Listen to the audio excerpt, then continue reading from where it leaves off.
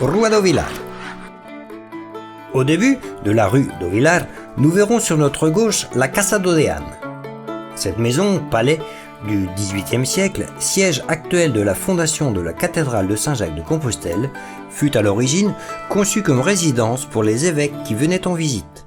Pendant plus de 20 ans, jusqu'à ce qu'il soit déplacé en 2015 au centre d'accueil des pèlerins actuel, situé rue Carretas, les pèlerins arrivés des différents itinéraires du chemin de Saint-Jacques s'y rendaient pour recevoir leur Compostela, le certificat qui atteste le sens chrétien de leur pèlerinage.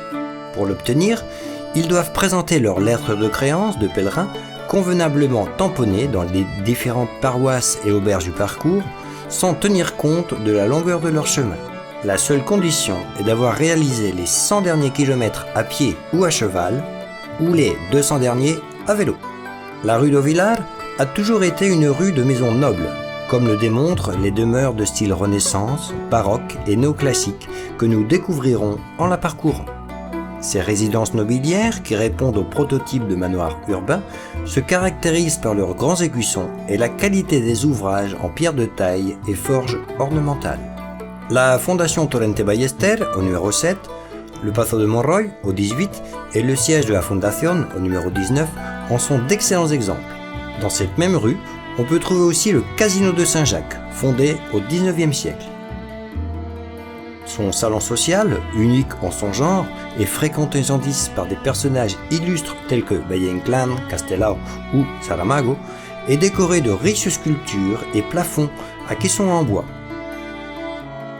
Près du Paso de Bahamonde, au numéro 59, se trouve le passage d'Entre Ruas, le passage le plus étroit de la ville.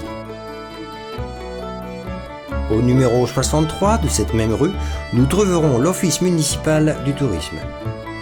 Ce service de la mairie de Saint-Jacques oriente le visiteur sur le fonctionnement des services touristiques, culturels et de loisirs qui permettent de mieux profiter de la ville.